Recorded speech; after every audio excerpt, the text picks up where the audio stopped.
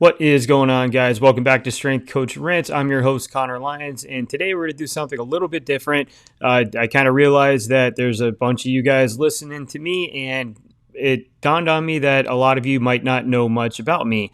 So today we're going to do kind of an intro to who I am, what my training philosophies are, what I've done in my career, and all that fun stuff. It's all my hand, now stuck in the void again. So hopefully you like the new intro music. It's a little bit different. Figured I'd let a little bit more of my personality shine through. Anyone who knows me knows I am an enormous fan of metal, and that is one of my favorite bands. So that is our new intro music. It's only like 7 seconds long, but you know, I enjoy it. So what I thought I'd do today is talk a little bit about who I am, what I've done within my career, the people I've worked under, the influences I've had, and what my overall philosophies and principles are when it comes to training. You probably could have picked up on a lot of those things if you listen to these, or watch these episodes, because I do kind of preach a lot of the same things over and over again. But today we'll just kind of put a label on all of it. But to start things off, I grew up here in Tampa, Florida. I played hockey. Hockey was not very popular back then. You're kind of like it was the redheaded stepchild of high school sports. Everybody liked hockey. The Lightning were on the verge of a Stanley Cup run. They ended up winning the cup the year after I graduated high school. Everybody loved it, but nobody played it. It was a very, very niche sport, and it still kind of is in a lot of respects, although it's grown leaps and bounds down here with the addition of all the new hockey rinks we have and the Lightning being as successful as they have in the recent past. Hockey is now a very, very, very popular sport, and contrary to popular belief, Tampa is a hockey town. But it wasn't when I was growing up. We had the one rink that wasn't all that close, and that was where we played 90% of our games. I played travel hockey. I played high school hockey. And that, ended up getting me in a position where I was able to go off and play junior hockey when I graduated high school. Now, if you're not a hockey person, junior hockey is different than every other sport in the sense that your minor career, which is like when you're a kid, like your club level stuff, it extends all the way to 20U. So, where you have your 12, 14, 16, 18U, hockey also has 20U. The girls' side of things has 19U. And the reason for that is because a lot of people or a lot of kids need a little bit more development before they go off to play in college. You can imagine playing high school hockey or 18U hockey and making the jump to college where you're playing against 24-year-old men is quite a jump. Some kids do just need that extra 2 years to get a little bit bigger, get a little bit faster, get a little bit stronger, and mature too. It's a big part of it. So I went off to play junior hockey for 2 years after I graduated high school. I played in Cincinnati, Ohio, in what used to be called the Central States League. After that, I went off to play NCAA hockey up in Massachusetts at a small school called Nichols College in a small town called Dudley, Massachusetts. If you know anything about Mass, it is maybe a 20-minute drive from Worcester. It is neighboring of Auburn, and it's about a 40-minute drive south of Boston. So we're right on the Connecticut border. That's where I went to school. I went there for 1 year and played hockey. I got into 18 games. I had 5 goals. All of them were shorthanded. I think I was like number 3 in the country in shorthanded goals. Even though I only had like 5 goals, they were all on the penalty kill because that's where 99% of my minutes came from. I just figured hockey wasn't for me. I was majoring in history, and I knew that wasn't going to pay the bills for me down the road. I had no desire to become a historian or work anything dealing with history. I didn't want to go to law school after the fact, so I figured I would transfer to a school that had a major that would benefit me down the road, and the University of South Florida back in my hometown was that school. I was able to continue playing hockey. USF had a club team, and whereas I only had 5 goals or 5 total points in my freshman year playing NCAA hockey, when I got to USF, I had 199 points in about 2.5 seasons. So it wasn't quite as good. The hockey wasn't, but I had a hell of a time because it is fun to dominate and be good at things. I was a 2-time All-American there. And I may still hold the record for points at USF, although I'm not totally positive.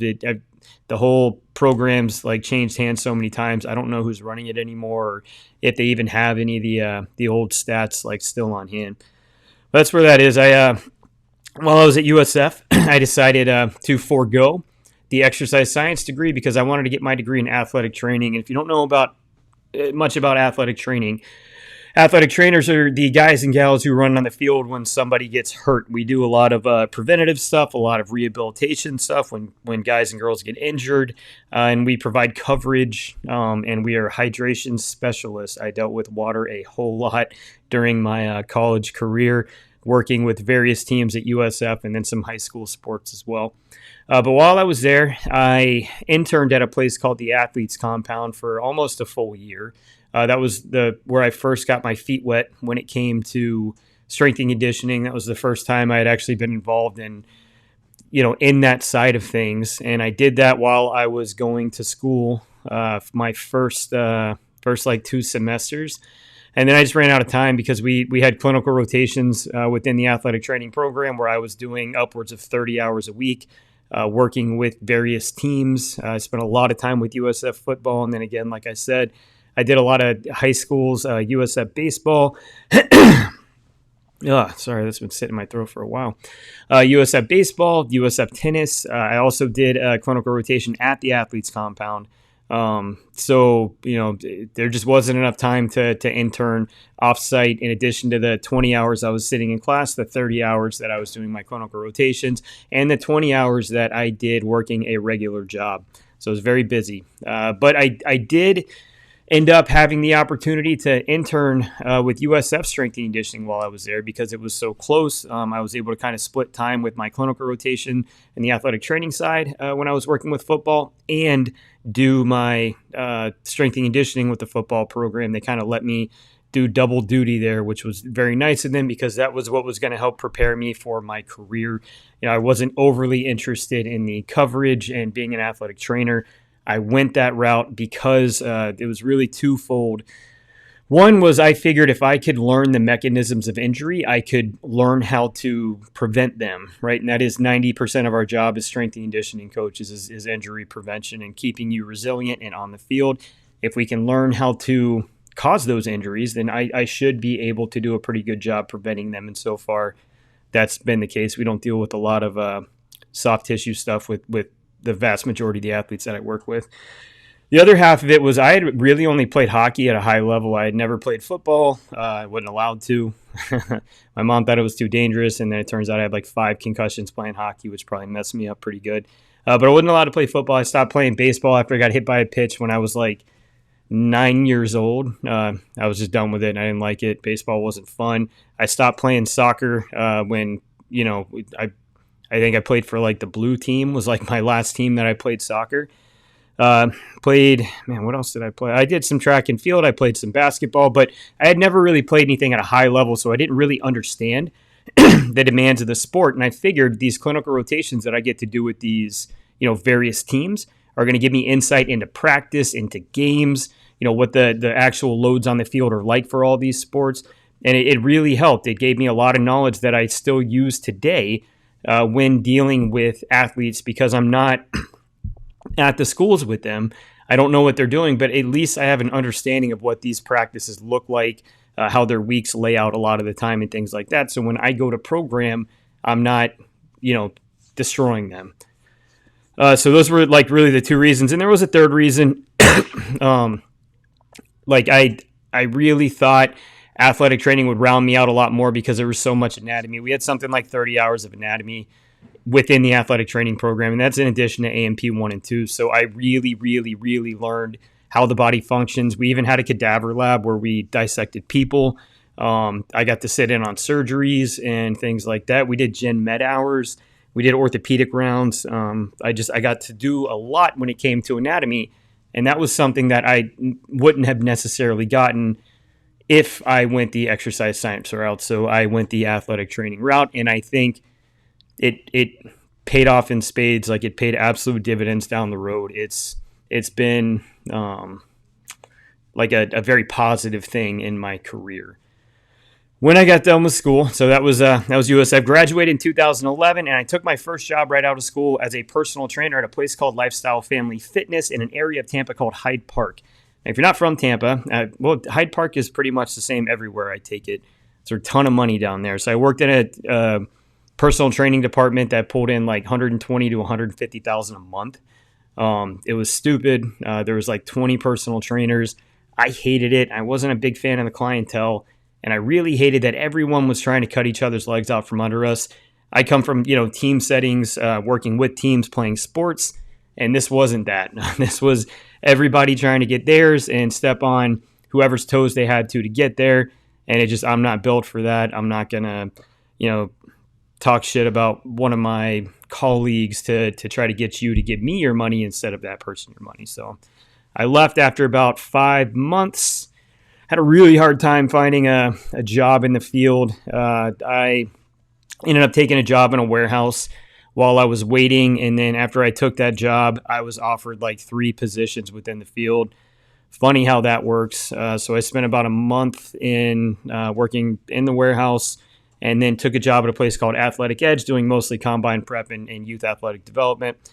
Combine prep, we had like roughly 30 guys. The guy who owned Athletic Edge, his name's Mike Goff, he actually allowed me to program for the combine, and we had some pretty insane numbers. I think that year we set a combine record in the vert. We had a guy set a 3-cone drill record for all of tight ends. We had like 4 guys jump over 40 inches. We had one guy that he got 185 for a double on his bench test day, and he ended up getting 225 for 11, which is pretty wild. So we had some really good results from that, and so I got to see firsthand, how I wanted to program probably for the rest of my career. Left Athletic Edge because I was offered a job again at the Athletes Compound, that place that I interned throughout college. I got offered a position as the associate director, so the number 2, and here I am about a year and a half after graduating, and I've been offered a number 2 position that paid fairly well, so I was stoked. Did a lot of baseball, MLB spring training prep, probably had around 30 guys. Did a lot of NFL combine prep. And we'd probably have anywhere from 20 to 30 guys every year. We did a lot of pro tennis stuff. This was located inside Saddlebrook, which used to be like the tennis place. This was prior to IMG. Still had like a ton of really good Americans. We had Jack Sock, John Isner, Marty Fish was there for a good while. Pete Sampras used to play there. Jennifer Capriati trained there. So we did a ton of tennis. And I got more than my fill of tennis while I was there. Spent about 3.5 years there, and then they just fired everybody, fired my boss. And when they do that in this field, usually the assistants are gone too, and that's what happened. New head came in, wanted to bring in his own staff, and that's what they did. So left that position, was unemployed, working just like side jobs, just trying to get enough money to pay the bills. And went on to be the director of sports performance for, went and worked at a place called the Performance Compound, which is now called ASPI here in Tampa. I did combine prep there. Again, we had about 30 guys. I was in charge of programming for all of combine prep. Left there after about 6 months. I was just unhappy with the situation. Got offered the position at Advent Health Center Ice to be the first ever director of sports performance, build out an entire department. Got to do that for about 4 years. While I was there, I worked with USA Hockey for 3 years on the women's side of the sport. I got to be the assistant strength and conditioning coach for the women's Olympic team's residency here in Tampa for 6 months, working under Jimmy Radcliffe and Vern Gambetta. While I was doing that, I also got to spend time with the 18U national team before they went off to Worlds. We spent about 2 weeks doing a camp for them. And then we won the Olympic gold medal, which was pretty awesome. I was asked to stay on and work with the team for another 2 years, where we went on to win 2 Four Nations Cup gold medals. We won a IIHF World Championship gold medal in addition to that Olympic gold medal. We won 2 18U IIHF World Championship gold medals and 1 silver during my tenure there. So we collected a lot of hardware. We had a really good time. And then COVID hit and everything kind of changed. So, left the job at the rink, left the job with USA Hockey, and I eventually was able to open up where I am now, which is Lions Den Sports Performance. So I do that now. I obviously do this podcast.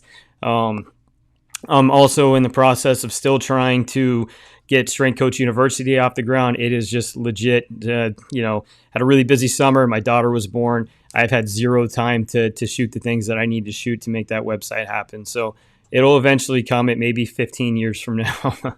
I'm in the process of wrapping up a book called Simple Strength, which lays out the overall progressions that I use with the low training age athletes in this gym. It's a great program. It'll be an inexpensive book, so I'll tell you when it comes out, and I hope you go buy it. And then I have a parody account that I'm trying to kind of get together, or parody website, I guess, called Fitness is Fatphobic. So be on the lookout for that in the next year or so. And that's kind of where I've been as a coach, what I do now.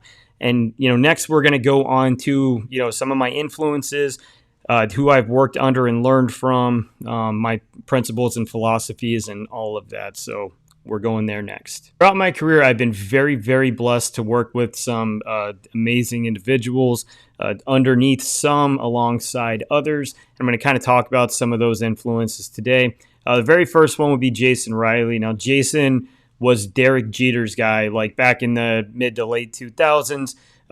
There was a bunch of articles talking about, his training with Jeter, and if Jason was the reason Jeter was able to resurrect his career. And I can tell you that Jason had a big hand in that. Jason had a very holistic approach to training. It was through him that I was kind of introduced to what we call rehab, or prehab, which is now called corrective exercise. But he was very big into movement. He was a great coach. I learned a ton from him.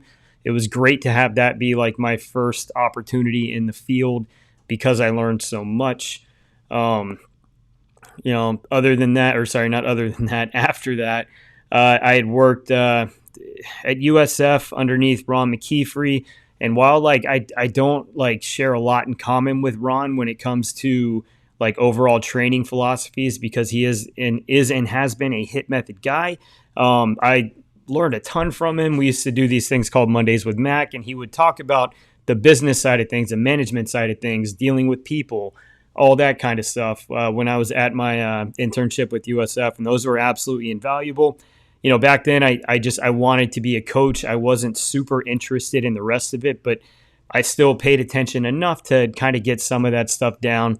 And it was absolutely invaluable. Like I said, whereas from a training philosophy perspective, I disagree with him heavily on a lot of things. He is a very smart guy, and he is very good when it comes to management, branding, and all that stuff. If you get a chance, go on YouTube and find some of his old podcasts. Or 12 years ago. 12, 13 years ago. Iron Game Chalk Talk. He was the first strength coach doing these one-on-one interviews with various strength coaches across the country, and it really was a great tool, and it still is, to go back and listen to some of those episodes. There, he had Kelly Starrett, Louis Simmons, Dr. Yesis, who just passed 2 weeks ago. A ton of wealth of knowledge on that channel, so go dive into it if they're still up. They may not even be up anymore. It's been so long. But while I was at USF as well, we had Frank Wintrick, who went off to North Texas, and then BYU, then Virginia, and then he worked at UCLA for the tail end of his career. I want to say he's working, he might be working for the FBI now, or Special Forces, doing something with government, which is funny because he always hated the government. But he was an incredibly smart guy. He was the strength coach that probably had the biggest impact on me when it came to being on the floor and coaching, commanding respect from an audience. He was the guy that showed me you don't have to yell. And when you don't yell, when you do finally yell, it means something. So had a ton of respect for Frank. Was awesome seeing him progress in his career as he kind of climbed that ladder and went all the way from being the number 2 guy at USF to the director of sports performance at UCLA, which is wild. The number 3 guy at USF when I was there, his name was Mark Hickok. Mark is at Vermont now. I think he's the director there still. He was in 2021 at least. I can't imagine he's left. He's got a pretty sweet gig there. But he was, again, very smart dude, worked hard. He was the one that really got me to listen to Frank more and more and more. But Mark was another invaluable dude, great guy. Um, when I was with USA Hockey, I worked under Vern Gambetta and Jimmy Radcliffe. I think I'd already mentioned that. If you don't know much about those two, Jimmy was the director at Oregon for like a billion years before they brought in the guy that gave those kids rhabdo. And Vern Gambetta, he's an absolute legend in the field of strength and conditioning. He works primarily with swimming now, but you go back, he's got some books that came out like 15, 20, 25 even years ago now on speed, and I still reference some of those books today. So it was pretty surreal getting to meet both of those guys and work underneath them. Also with USA Hockey, I worked with Jeremy Hoy and Bill DeLongis. Both those guys were a lot more like me, whereas like Vern and Jimmy were very speed oriented. Me, Jeremy, and Bill were all very strength oriented. A lot of like what Westside influence type templates, things like that. We're very much strength first for the most part. So it was really kind of cool to see all that get married together. While we were coaching different teams, but kind of working as a team together is pretty neat. Let's see, I trained with a gentleman by the name of Eric Talmott. He was an unbelievable power lifter. He held the world record at almost 5 times body weight for the 148-pound weight class, if I remember correctly. He's a Bulgarian method guy, like a Shiko guy. Devout Christian, quit powerlifting to go be a monk and live in a monastery. A lot of respect for the dude. He's a great guy. Really came into my life at the right time, and I learned a ton from him as well when it came to just like strength stimuluses and things like that. Who else did I write down? Oh, Pete Friesen. I can't believe I didn't mention him when I was with USA Hockey. Pistol Pete Friesen is a strength and conditioning coach for the Hartford Whalers and the Carolina Hurricanes for decades. Another wealth of knowledge. He's a physical therapist who happens to also do the strength side of things. And, older gentleman, but still does like 100 push-ups every day. Every time we went somewhere, he'd have me take a picture of him doing push-ups. It's awesome to see him, just still be like an amazing athletic guy as he gets into his older years. So those are the people that I worked with. Let me just make sure really quick that I didn't forget anybody. No, that's everybody. Those are the people I worked with and under and next to all throughout my career. They all had a very big impact on me, whether it was, Jason being very movement oriented or, a guy like Eric being very strength oriented, or Frank, being very like on the floor oriented, very good on the floor coaching, taught me to be able to, again, command that respect. Ronnie Mack, when it came to management and understanding like branding and being a strength coach, and you can't just be on the floor. We have to do all these other things as well. But I also had a lot of influences on me that I didn't work with necessarily, but have heavily influenced the way that I coach. Number one, Louis Simmons of Westside Barbell. Louis, rest in peace. Absolute dude. Really got me very interested in strength. People who introduced me to him and actually got to meet him, which was pretty cool. I didn't know him or anything, but I got to meet him on 2 occasions. Very good dude. The people who got me interested in Westside were Jen Petrosino, who I think still might work for Elite FTS. She was the U.S. record holder in the deadlift for the 98-pound weight class. And then Paul O'Need, who I couldn't tell you what he's doing right now. He went kind of all over the place. He was working for Hammer up at RMU for a good while. Then he went to Canada and he got a director job up there. I think he's in the private sector now, but dude was an absolute monster. But those two really got me interested in that type of programming. And I thank them from the bottom of my heart for introducing me to that entire system, because that system has been the basis for everything that I do now. In addition to Louis, you had guys like Tom Myslinski and Nate Harvey and Joe DeFranco who took that system and geared it towards athletes, because a Westside Influence template at its heart is not geared for athletes, it's geared for power lifters. So being able to take that program and make it available for something that's going to create the right adaptations for athletics, like that's huge. And that's still what I try to do today, and I feel like I've done a pretty good job. But those guys are really the pioneers. Joe DeFranco's Westside for Skinny Bastards. You had Nate Harvey's Conjugate U. And then Tom Myslinski's thesis paper, the Rushigan Conjugate Sequencing System. All great reads. I implore you, if you're listening to this and you want to be a strength and conditioning coach, go out and seek those resources because they are absolutely worth it. Another guy that had a pretty big impact on me was Kelly Starrett. He's the owner of the Ready State, but was it Mobility WOD was what it was called back in the day. I think he was the 13th franchise for CrossFit, out in San Francisco CrossFit. Physical therapist from Canada who is very movement first oriented. Here in America, when it comes to physical therapy, we do a lot of modalities and things like that, but the school that he comes from is very movement based, which I can appreciate a lot, and that got me taking some of those things and applying them to my athletes. And in addition to Kelly and Becoming a Supple Leopard, whatever you think about Kelly and his impact on the field, that is a great resource, period. Brought a lot of things to light within the strength and conditioning universe, and we really have him to thank for it. In addition to him, guys like Mike Boyle and Gray Cook, to a lesser degree, they were the functional movement guys back in the day, and whatever you think about the functional movement fad, some of those principles were really good things, and I'm glad that they came by, and I'm glad that I'm able to use them. Andy Galpin's another one. If you're interested in nutrition, he is the guy, nutrition, energy systems, things like that, physiology in general. Any podcast interview or interview in general that he's done is absolutely worth listening to. Donald Chu, the godfather of plyometrics. Jumping into plyometrics, it's a stupid, easy read, but there's so much information in there. If you want to be a strength coach, I implore you to go find that book and read it. Tudor Bompa, when it comes to periodization and progression, he is the guy.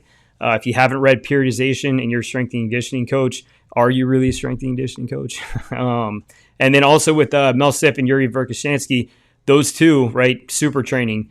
Again, if you haven't read Super Training, are you even really a strength coach? Those resources are huge. I know I just listed off a lot of them. I will try to link some of them in the description, but those things are all, those resources are all incredibly important to the way that I program, which is like a conjugate or a Westside influence template, even with a lot of my lower training age athletes, because the great thing about a Westside influence template, they call it the thinking man's template. It scales up, it scales down. We can plug and play. A dynamic effort day can be a plyometric day. Just the actual bones of the program. We can do modified max effort work or repeated effort work instead of some of the max effort stuff. But I utilize that template and I bend it to the adaptations we need for the athletes every single day. So all of those, if you want to know about how I coach until my book Simple Strength comes out, go ahead and seek out all of those resources because those guys had an enormous impact and continue to have an enormous impact on who I am as a strength and conditioning coach. The next thing we're going to talk about is just philosophies in general. I don't have a lot on it, but again, I am a Westside influence coach. I think there's so much value in the conjugate method, utilizing variations of the dynamic effort method. And I've written so much about it on the website. We've got a couple, and I'll link at the end of this one. To the dynamic effort method for strength and athletes, modified max effort. I think if you search modified max effort, my article may be the first one to come up or the second one right behind Westside.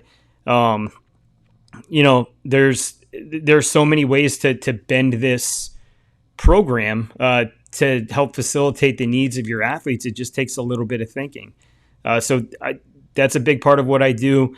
I am still big into the quote-unquote functional stuff. I do a lot of single limb training, whereas a Westside template isn't going to have that. When it comes to working with athletes, we have to. There's a bilateral deficit. It exists. It's a real thing. So we need to, especially when you're working with athletes like golfers, baseball players, hockey players, any sport, because you are utilizing one side of your body, unless you're or just a track athlete. We do have to address those discrepancies. I'm still very big into movement proficiency, the athletic training, and working with guys like Jason Riley really got me honed in on that. I'm big in movement when it comes to acceleration and change direction. Again, I have Jason Riley and a guy named Kyle Morgan to thank for those things, because they really broke down movement for me. And I think working, combine prep, I got a front row seat to acceleration, lateral change of direction, things like that. And I utilize all of those when it comes to training. When it comes to sports specific training, I think specificity is the heel of our industry. I think it's the worst thing when it comes to total athletic development, especially when it comes to kids. Too much specificity is absolutely going to destroy your long-term progression.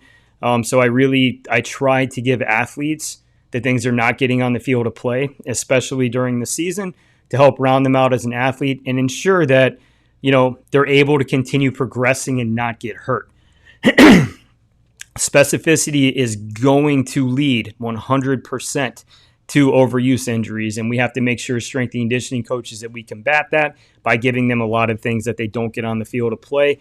And for example here, hockey, I don't have my hockey players do lateral lunges during the season unless there's somebody with a very low training age. They're getting plenty of that stimulus, right? Let's do some other form of a lunge where I can get them on one foot, unless they have wild deficits. And that's what I mean by my athletes with a lower training age. Then we can work on them. But for the most part, I don't need to give them what they're already getting. I don't know how many strides they're taking out on the ice, but it may be a few thousand. What is 12 more reps of a lateral lunge going to do for them? Probably very little. So sports specificity, for me, what it means is we train for the adaptations that the athlete's going to need. That means, pushing strength, squat patterning strength, being able to deliver force in the ground, being resilient, creating resiliency within all the tissues. Sorry, there is something in my throat today. Resiliency within all the tissues, making sure that, that the effort levels that we produce in the gym are similar to the effort levels that they're going to need on the field of play. So the Westside influence guy had a lot of influences, both direct and indirect. Movement is huge for me. I think sports specificity is the worst possible thing for this field when it comes to youth athletics and long-term development. And I am the owner of Lions Den Sports Performance. So that'll go ahead and we'll wrap that up. I won't do an outro here or anything. But if you have any questions, go to the website. We've got a pretty extensive education area. I think over the course of the last 2.5 years, I've written something like 80 or 90 articles dealing with various fitness stimuli. There's also I've got a blog on there where I talk about some things that aren't necessarily completely fitness or training related. They're indirectly. And then we've got the podcast we host on there as well. But you can find that here on YouTube, Spotify, Apple Podcasts, and all that. So that's who I am. That's what I've done. That's who my influences were. That's what my training philosophies are. And we will see you next week with something that's probably a little bit more pertinent to what you're wanting to learn. But thanks for tuning in this week, and we'll see you next time. It's all my head, now stuck in the void again.